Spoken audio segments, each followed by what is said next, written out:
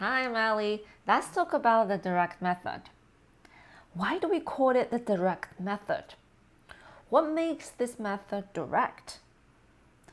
Teachers adopting the direct method assume language learners should think in the target language directly.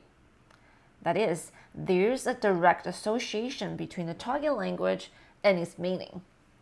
Translation is like a detour that is neither necessary nor adequate. This direct link makes communication a lot easier. So yes, the ultimate goal of the direct method is to communicate with others in the target language.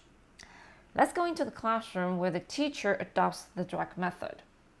Instead of translation, the teacher uses demonstration, mime, and pictures to help students understand. Actually, L1 is not allowed in the classroom. The teacher creates conversational activities based on the reading passage to encourage students to communicate in the target language. The interaction is either between teachers and students or between students. When participating in activities, students must know how to ask questions. They're encouraged to ask and respond in complete sentences. When students make mistakes, the teacher will correct them by asking the students to make a choice. Self-correction is emphasized up front. But if the mistake has to do with pronunciation, the teacher will correct the students and ask them to repeat the correct pronunciation. The class usually concludes with a dictation exercise. The teacher reads a passage 3 times. The first run is at normal speed. The second time, the teacher breaks down the phrases and pauses between them to give the students time to process the input. And finally, the teacher will go back to normal speed. For the evaluation, the students can either be interviewed or asked to write a paragraph about something they have studied.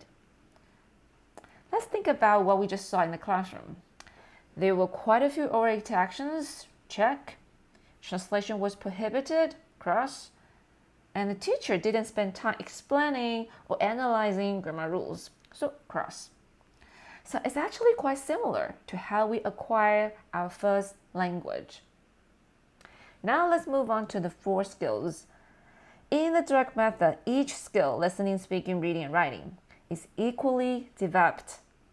Communication is the goal, the speaking and listening abilities are undoubtedly crucial. As for reading, the skills are actually developed through speaking practice. As for writing, we can see from the dictation exercise that is developed right from the start. Let's then look at how teachers approach grammar, vocabulary, and culture. Since the L2 learners is similar to L1 learning, grammar is of course learned inductively. Explicit grammar rules may not be given. Instead of memorizing word lists, vocabulary is believed to be acquired more naturally if students use it in complete sentences.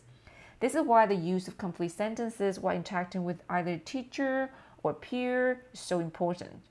And through the interactions, the students get to use the language. Finally, learning about the culture of the native speakers is an important part of learning the target language, which is why topics such as geography, history, and daily life may be covered. Time for the limitations of this method. For starters, it has a weak theoretical foundation. It hasn't been fully validated as adults should learn a language the same way children do. So learning the target language without the assistance of L1 can in fact waste valuable time and reduce learning effectiveness for second language learners. Second, it overlooks the effective domain in language learning, which has growing importance in recent pedagogies. Finally, this method doesn't apply to public schools because classroom size is crucial. Its success is dependent upon a small class size. Since it was not a good fit for public schools, a commercial language school called Belize School was founded. On Google Maps, you can see there are still a lot of language schools adopting this method. And that's it for now. Until next time, take care.